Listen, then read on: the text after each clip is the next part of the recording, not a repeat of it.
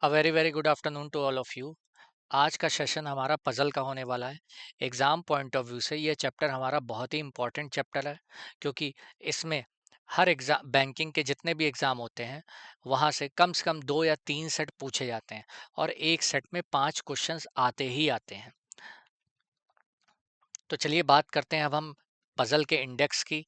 तो सबसे पहले हम समझेंगे पहेली का परिचय क्या है, फिर उसके बाद पहेली कैसे हम हल करें, फिर पहेली या पजल के प्रकार को हम समझेंगे।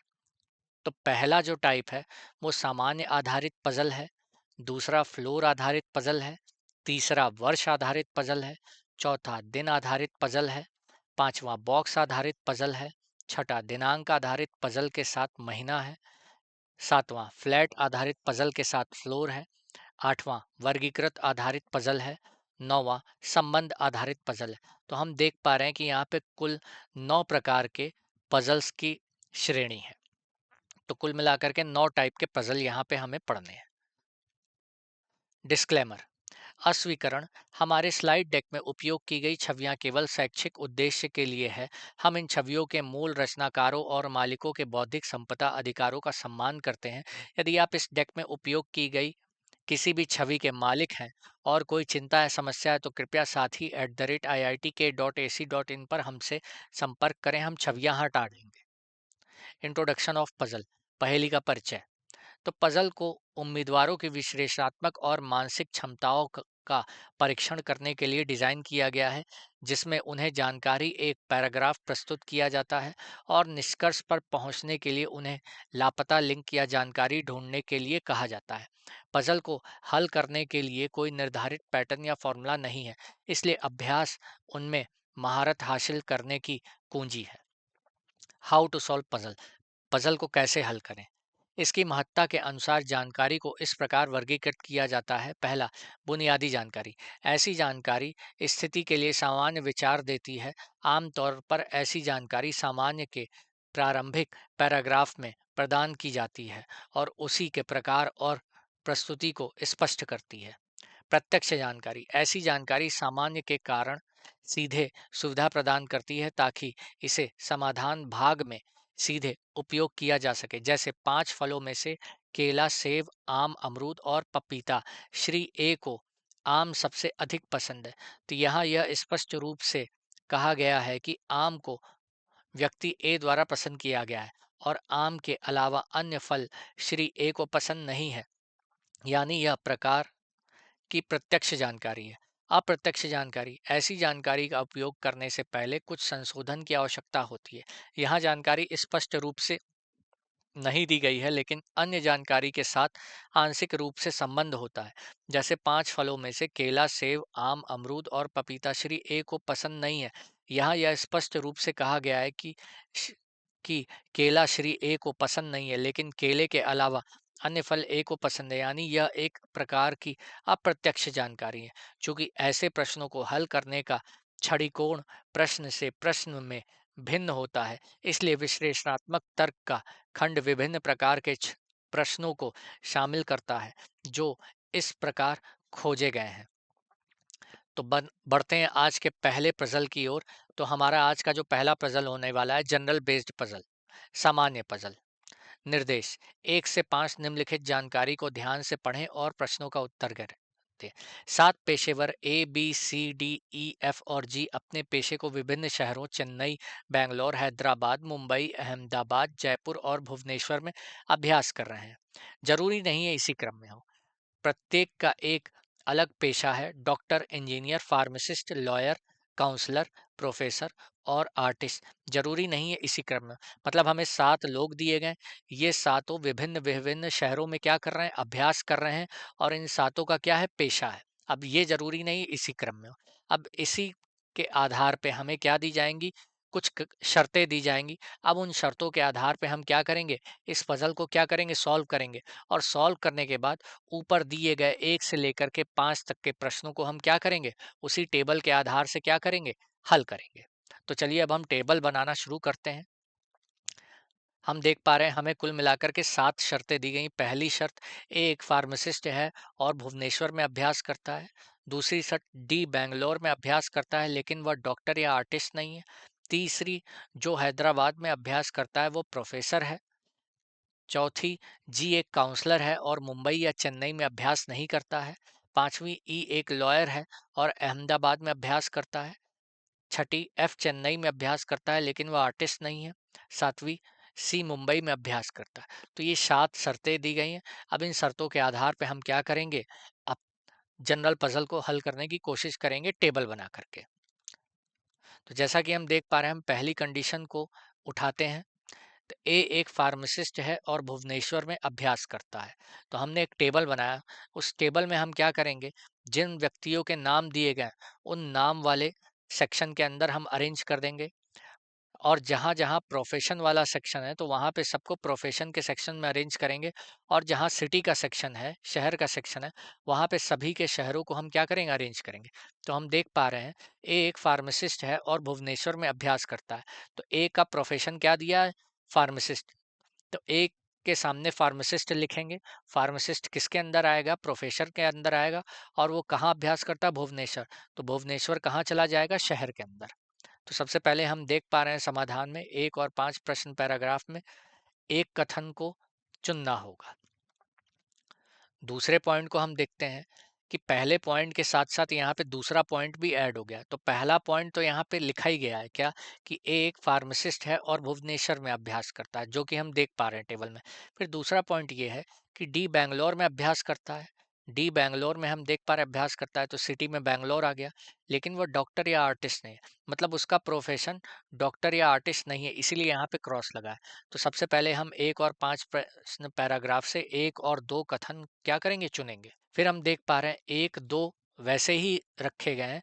फिर यहाँ पे चौथा पॉइंट आ गया है। तो ए एक फार्मासिस्ट है और भुवनेश्वर में अभ्यास करता है, उसी तरह यहाँ पे लिखा हुआ है। डी बैंगलोर में अभ्यास करता है लेकिन वो डॉक्टर और आर्टिस्ट नहीं है। फिर क्या है, जी काउंसलर है और मुंबई या चेन्नई से नहीं है। तो जी का प्रोफेशन क्या है, काउंसलर है, लेकिन उसका सिटी मुंबई या चेन्नई नहीं है।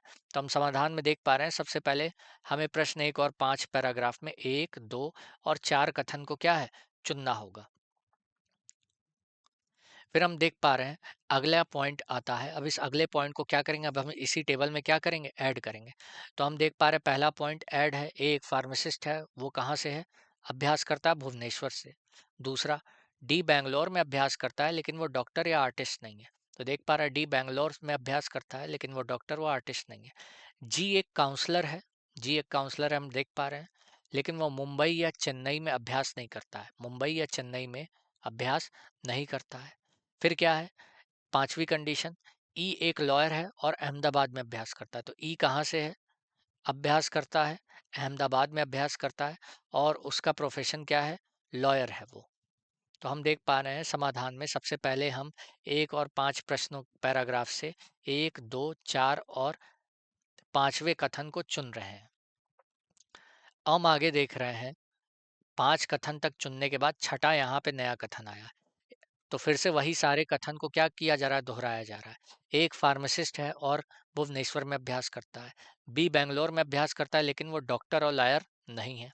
जी काउंसलर है और मुंबई या चेन्नई में अभ्यास नहीं करता है। जी काउंसलर है लेकिन वो मुंबई और चेन्नई में क्या है, अभ्यास नहीं करता है। और छठी कंडीशन, एफ चेन्नई में अभ्यास करता है लेकिन वह आर्टिस्ट नहीं है। एफ चेन्नई में अभ्यास करता है लेकिन उसका क्या है, प्रोफेशन आर्टिस्ट नहीं है। तो हम देख पा रहे हैं समाधान में सबसे पहले 1 2 4 5 और 6 कथन को क्या है, चुना गया है। बढ़ते हैं अगले कथन की ओर। तो यहाँ पे हम देख पा रहे हैं 1 से लेकर के 6 कथनों तक फिर से वही चीज दोहराई गई है और 7वां कथन नया आया है। तो यहाँ पे हम पहला कथन देख पा रहे हैं, एक फार्मासिस्ट है और भुवनेश्वर में क्या करता है, अभ्यास करता है। डी बैंगलोर में अभ्यास करता है लेकिन वह डॉक्टर और आर्टिस्ट नहीं है, हम देख पा रहे हैं। जी एक काउंसलर है और मुंबई या चेन्नई में अभ्यास नहीं करता है। जी एक काउंसलर है, तो यहाँ पे हम देख पा रहे हैं यहाँ पे कोई नहीं है, इसीलिए ना ही मुंबई है ना ही चेन्नई, मतलब कोई नहीं है, वो दोनों नहीं है। फिर बोला गया है छठी कंडीशन, एफ चेन्नई में अभ्यास करता है लेकिन वो आर्टिस्ट नहीं है। तो एफ का हम देख पा रहे हैं चेन्नई है लेकिन वो आर्टिस्ट क्या है, नहीं है। फिर हम 7वीं शर्त को देख पा रहे हैं, कंडीशन को, सी मुंबई में अभ्यास करता है। तो सी का क्या है, मुंबई। तो हम देख पा रहे हैं समाधान 1 2 4 5 6 और 7 कथन यहाँ पे क्या है, चुने गए हैं। हम देख पा रहे हैं अंत में तीसरी कंडीशन जुड़ी है। तो 1 से लेकर के 7 तक तो कंडीशन फिर से आई है और अंत में नई कंडीशन तीसरी आ गई है। तो हम फिर से देख रहे हैं एक फार्मासिस्ट है और भुवनेश्वर में अभ्यास करता है। तो जैसा कि हम देख पा रहे हैं टेबल में, ए फार्मासिस्ट है और भुवनेश्वर में अभ्यास करता है। फिर डी बैंगलोर में अभ्यास करता है लेकिन वह डॉक्टर और आर्टिस्ट नहीं है। डी बैंगलोर में अभ्यास करता है, टेबल में हम देख पा रहे हैं, लेकिन वो डॉक्टर और आर्टिस्ट नहीं है। जी एक काउंसलर है और मुंबई या चेन्नई में अभ्यास नहीं करता है। जी काउंसलर है, तो यहाँ पे मुंबई और चेन्नई क्या है, नहीं आएगा, इसीलिए यहाँ नहीं लिखा है। ई एक लॉयर है और अहमदाबाद में अभ्यास करता है। हम देख पा रहे हैं ई एक लॉयर है और कहाँ अभ्यास करता है, अहमदाबाद में। एफ चेन्नई में अभ्यास करता है लेकिन आर्टिस्ट नहीं है। तो हम देख पा रहे हैं एफ चेन्नई में अभ्यास कर रहा है लेकिन वो आर्टिस्ट नहीं है। सी मुंबई में अभ्यास करता है, तो हम देख पा रहे हैं सी मुंबई में अभ्यास करता है। और फिर अंतिम तीसरी कंडीशन, जो हैदराबाद में अभ्यास करता है वो प्रोफेसर है। तो हम देख पा रहे हैं हैदराबाद और प्रोफेसर क्या होंगे, एक साथ आएंगे। हैदराबाद और प्रोफेसर क्या होंगे, एक साथ आएंगे। तो एक ही स्थान ऐसा बचा था बी का, तो जहाँ पे प्रोफेसर और हैदराबाद एक ही जगह पे आ पा रहे हैं और कहीं जगह खाली नहीं है। तो यहाँ पे हम देख पा रहे हैं हमारा फाइनल सोल्यूशन आ चुका है कि सारे के सारे प्रोफेशन भी आ चुके हैं और सारे शहरों के नाम भी आ चुके हैं। तो ये हमारा क्या है, अंतिम समाधान है। अब इस समाधान के बाद हमसे क्या पूछे गए हैं, 5 प्रश्न पूछे गए हैं। अब उन पांचों प्रश्नों को हम एक एक करके हल करेंगे। अब उन पांचों प्रश्नों का हम समाधान किस आधार पर निकालेंगे, ये जो हमने एक टेबल बनाई है पजल की, इसी के आधार पे हम क्या करेंगे, हम उन प्रश्नों को क्या करेंगे, हल करेंगे। तो चलिए बढ़ते हैं आज के पहले प्रश्न की ओर। तो हम देख पा रहे हैं हमसे पूछा गया है डी का पेशा क्या है। तो हमें 5 विकल्प दिए गए। पहला विकल्प चिकित्सक, दूसरा प्रोफेसर, तीसरा अभियंता, चौथा तय नहीं किया जा सकता, पांचवा इनमें से कोई नहीं। तो हम देख पा रहे हैं, अब हमें देखना होगा टेबल में कि डी का पेशा क्या है, उसका प्रोफेशन क्या है। तो हम देख पा रहे हैं डी एज ए क्या है, इंजीनियर है। तो डी एक इंजीनियर है। तो समाधान 3 में हम देखेंगे, उसका सही आंसर होगा।